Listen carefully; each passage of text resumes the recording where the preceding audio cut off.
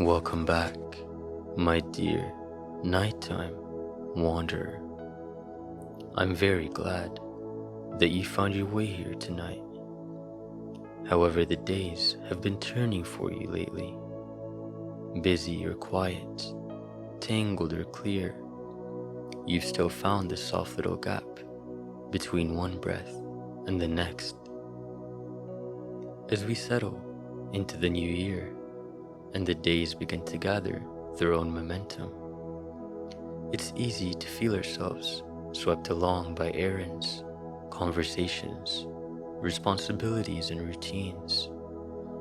Yet even as life moves forward, we don't leave our earlier moments behind.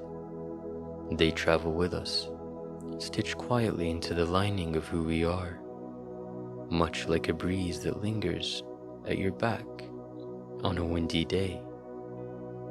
Tonight, we'll follow one of those breezes, a small, unhurried wind that remembers the feeling of being safe and unneeded. When time moved slowly and nothing tugged at your sleeves, it will lead us to a modest stone tower at the edge of the world, where gentle winds are kept and cared for, waiting to be shared with anyone who needs to remember how rest once felt.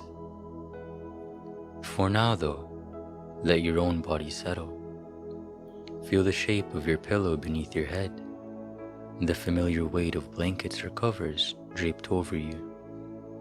Notice how whatever you are lying on, bed, sofa, nest of cushions, rises up to meet you and hold your weight. You don't have to hold yourself up. For a little while, the world can continue without your hands on it. The air around you might still hold the last of the day's warmth, or it might already be cool and gentle. Imagine, just at the edge of what you can feel, a very faint breeze beginning to move through the room. It belongs more to the story than to the space you're in. It brushes your cheek, touches your hair, and in that small movement, there's a hint of something familiar, a feeling of safety, of not being needed anywhere else for the moment. Let that feeling carry you now, because our story begins on a night a little like this one. You are walking through the quiet streets of a town that is settling into late evening. The heat of the day still clings to the stone and concrete, turning the air thick and soft. Most windows are dark. Here and there, a rectangle of lamplight spills out from behind a curtain. Above, the sky is deepening, a handful of early stars watching as if they're curious. Your footsteps sound small and muffled. You aren't hurrying. You aren't trying to get anywhere in particular. You're out simply because something in you felt restless and awake, and the inside air felt too close. At a corner where two narrow streets meet, you pause. The air is still and heavy. Then, a breeze brushes your face.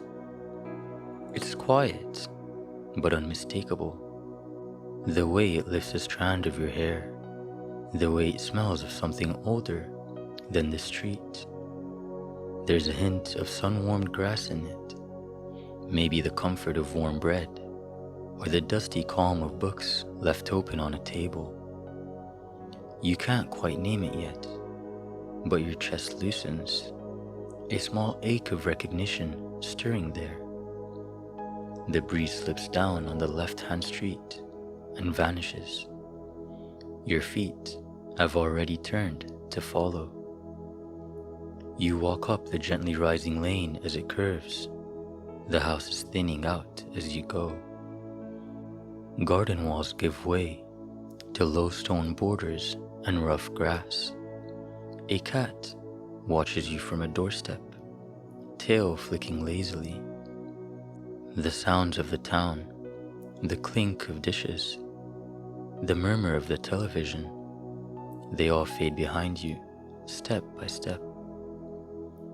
Another breeze meets you on the slope, a touch cooler this time. It carries the faintest trace of wood smoke and linen drying in open air. It slides along your skin, then curls up the hill ahead, tugging at your clothes as if inviting you onward. You follow, not because you must, but because you want to know where such a kindly wind is going. At the top of the rise, the town falls away. Ahead is an open hill, and resting on its crown, a small stone tower. It isn't grand. The tower looks as though it grew out of the hill itself, a pale, rounded stone softened by age. It rises a few stories, enough to see far, but not enough to loom.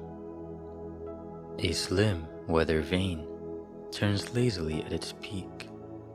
Long ribbons are tied to the eaves, faded blues and greens and golds hanging down and stirring now and then, as if moved by a thought. At the base of the tower is a single wooden door, left half open. A slice of warm, dim light spills onto the grass, like a quiet invitation. As you draw closer, the air seems to change. It feels clearer somehow, as if the dust of the day has been strained from it. The night sounds, distant voices, insects, the faint rumble from the town, they all soften, as though you've stepped slightly to the side of them. And so, you cross the threshold. Inside, the lower chamber curves gently, longer than the tower looked from outside. Shelves line the walls from floor to ceiling, and every shelf is crowded with small glass bottles. They're all a little different. Round, square, tall, squat. But each one is sealed with wax and bears a tiny paper label tied on with string. The air is cool and still, scented with beeswax and something else you can't quite place. A mixture of rain and sun and faraway rooms. Mind your breath if you can, a voice says, calm and quiet. Some of the moments in here are very light, and it would be a shame to blow them out. You turn. At the far end of the room, someone stands on a wooden step stool, one hand steadying themselves on a shelf, the other holding a feather duster. Their hair is threaded with silver, gathered away from their face. Their clothes are simple, sleeves rolled, apron dusted with wax, and faint traces of dried petals. Their eyes are bright and kind, the eyes of someone used to looking after fragile things. They step down from the stool with unhurried care. Welcome, they say. You've found the Tower of Winds. Or perhaps it found you. It has a habit of calling to people who are a little more tired than they admit. You glance back at the door. It's still there, still open to the night. The knowledge that you could leave at any time settles something inside you. What is this place? You ask, your voice dropping instinctively to match the hush of the room. This, the caretaker says, sweeping the feather duster lightly toward the shelves, is where we keep the small winds. Not storms, not gales. Those are noisy creatures. We collect the quiet ones, breezes that slipped unnoticed through kitchens and hallways and open windows while people were busy with bigger things. Winds that remember how it felt in those hours. You step closer to a shelf. The labels tremble gently in the still air. Wind from a quiet evening after the last plate was washed, reads one. Breeze from the shaded corner where the share was soft, says another. Air from the open window on a night when sleep came easily, says a third. Something in your chest folds and unfolds at the words. None of them belong to a specific day in your mind, but each one brushes against a feeling you've had before. Safety, something unremarkable, unhurried. People remember the loud days, the caretaker says, the sharp joys and the sharp fears, but often it's the plain hours, the ones where nothing much happened, that let them keep going. We catch the winds that pass through those hours and give them somewhere to rest. You trail your fingers just above the bottles, not touching, reading a few more labels as you go. Breeze from the room where someone hummed while they cooked. Wind from the blanket-draped corner where a book was almost finished. You could stay here among the shelves all night, just reading the little scraps of handwriting. But the caretaker is already walking toward a narrow archway at the back of the hall. There's more upstairs, they say, glancing over their shoulder. The higher levels are quieter, good for hearts that need calming. You follow, and beyond the archway, a spiral staircase winds upward along the curve of the wall. The stone under your hand is cool and worn smooth, in places where others have rested their palms. You begin to climb. At first, the air on the stair feels ordinary. Then, on one step, a small cool breeze curls around your ankles, carrying the clean metallic tang of rain that had just finished falling. On the next, a warmer breath brushes your shoulder, with the faint scent of laundry soap and sun. Another step, and you hear a hint of distant laughter, the kind that spills out when people forget to be careful. With each step, a different trace passes by, the creak of a swing, the tick of a clock, pages turning somewhere out of sight. They don't form clear pictures. They're more like flavors on the air, soft reminders that somewhere, at some time, life has been simple and kind. Your own breathing finds a slow rhythm with your climbing. The world below the tower feels further away with every turn of the stair. After what might be an hour or a minute, you emerge into a circular chamber near the top. Here, the walls open in wide arches to the night. The lower stone is lined with benches and small trunks. From the ceiling, ribbons and feathers and delicate charms hang on thin strings, swaying gently in the moving air. A few glass bottles hang here as well, their labels fluttering when a breeze passes. The sky feels close. Stars look in through the arches, as if they've leaned forward to listen. The wind in this room moves differently. It circles slowly, unhurried, brushing your skin, your hair, your clothes in turn. It feels less tied to particular rooms and more to moods. The fog of worry, the ease of contentment, the soft white space of an afternoon with nothing planned.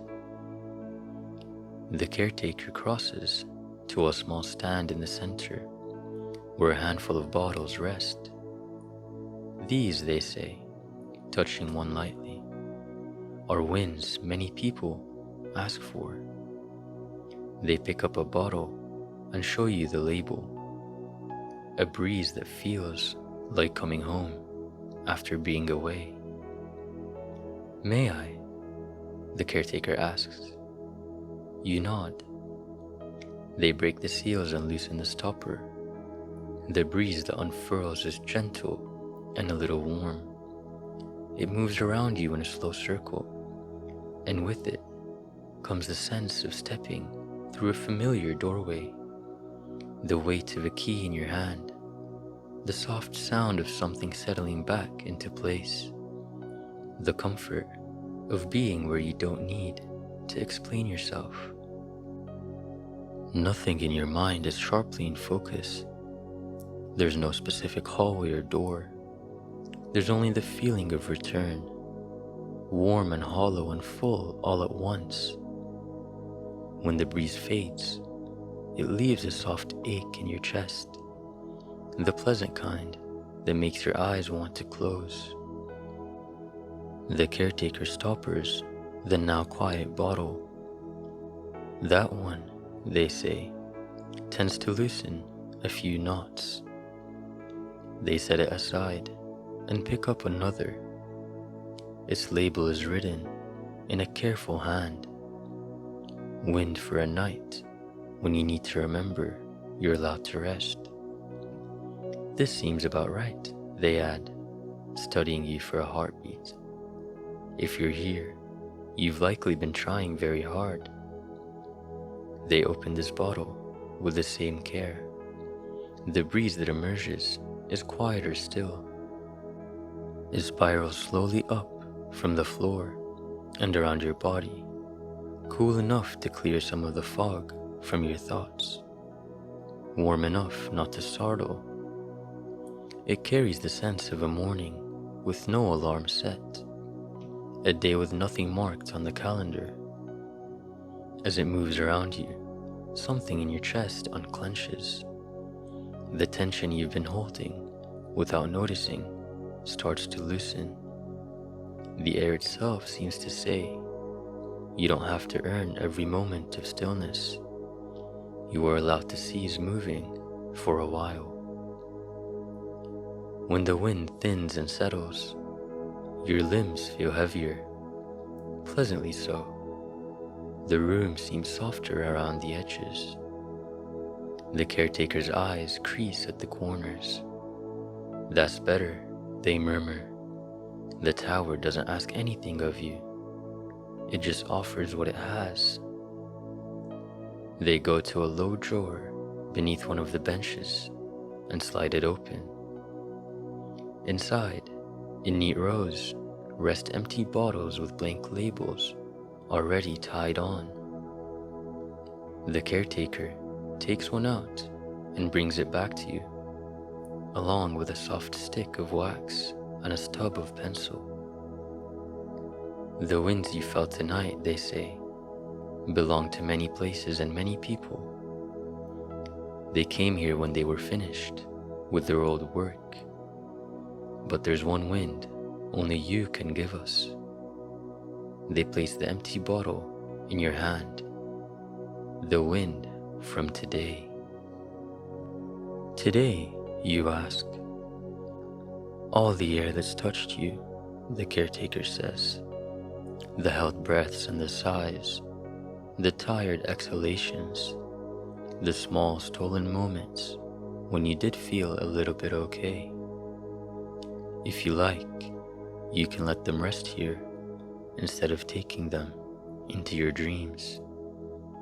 The idea feels strangely kind. How, you ask?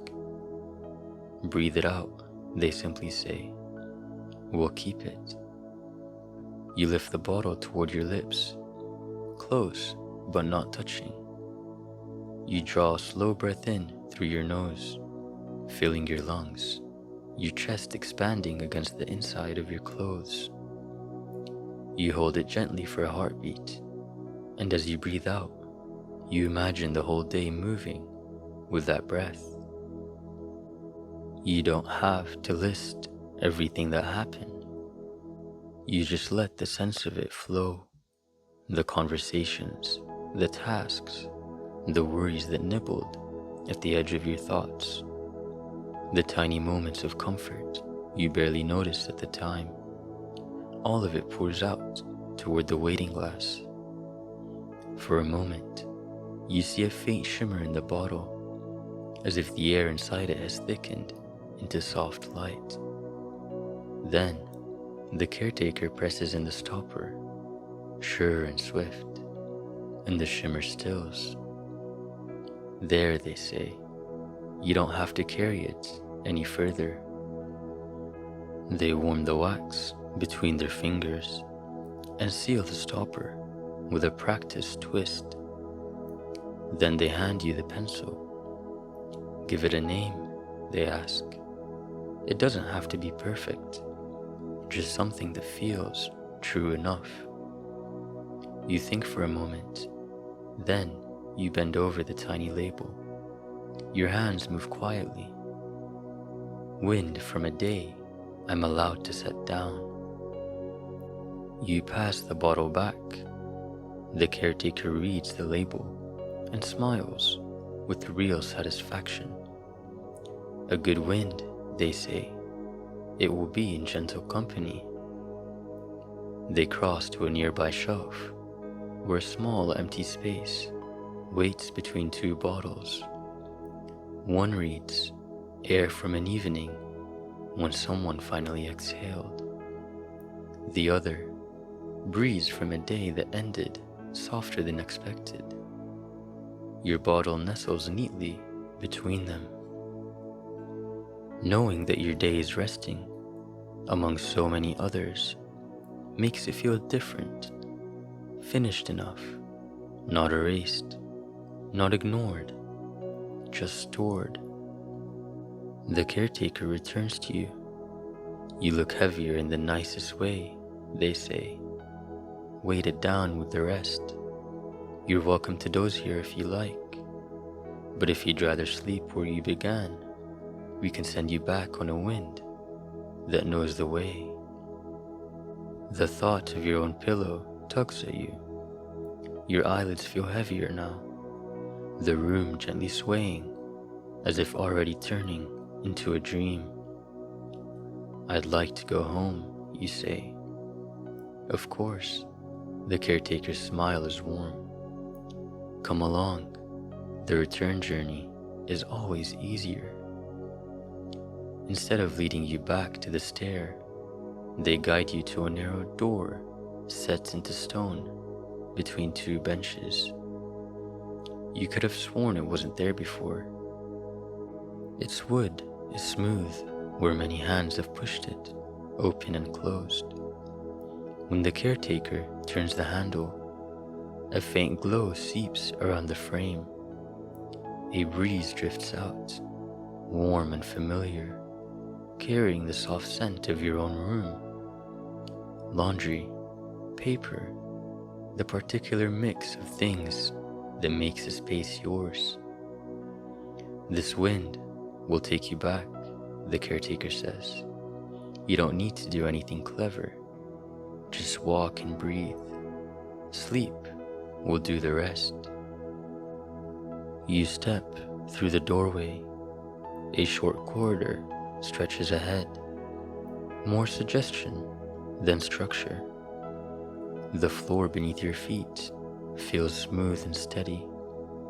The air moves slowly around you, guiding without pushing, curling around your shoulders, brushing past your hands.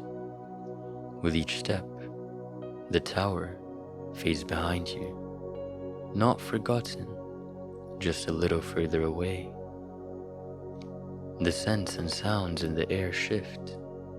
The beeswax and stone fall away, replaced by the faint hum of whatever lies outside your own walls at night. traffic, or wind in branches, or distant voices, or simple, generous quiet. You can almost feel the outline of your own bed waiting ahead, like a shape you know by heart. Your limbs grow heavier as you walk, your shoulders sink, your head wants to bow forward. The darkness around you feels less like a corridor and more like the soft dim behind closed eyes.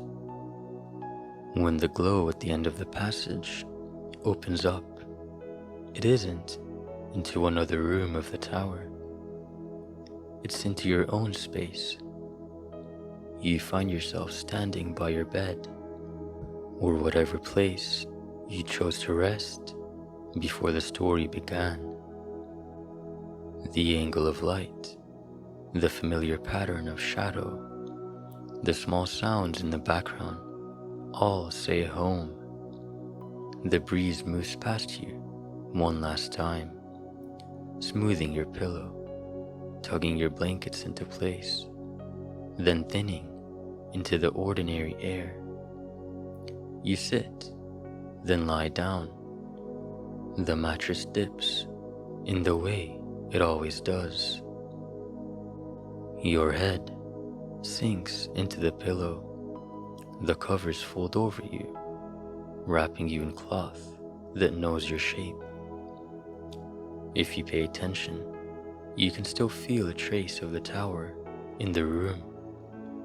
A cool thread of air at your temple, a warm curl at your feet. Somewhere far away, on a hill under the stars, your bottle stands on its shelf among its gentle neighbors, holding the wind from today so you don't have to. The caretaker might be straightening a label now, or listening to the soft sighs of other sleeping winds. The ribbons outside the tower shift and whisper whenever a new breeze arrives, looking for rest. The weather vane turns when it chooses. The tower waits without impatience. It will be there if you ever need to visit again. But for now, you are here. So let your shoulders sink deeper into whatever supports you. Let your hands rest where they are, fingers loose and easy. Notice how simple it is in this moment to do nothing at all. There is nowhere you must go, nothing you must fix before you sleep. The day has been set down on his shelf. Take one more slow breath in, feeling the air move cool and quiet through your nose. Hold it for a gentle beat, then let it flow all the way out. If thoughts try to gather, let them drift past, like scraps of cloud crossing a high sky. The wind in the tower can keep them, if they need keeping. You can let them go. You are safe. The day is stored. The night is long enough. All that's left for you now is rest. So sleep well, my dear nighttime wanderer. I'll be here when the next quiet breeze finds you again.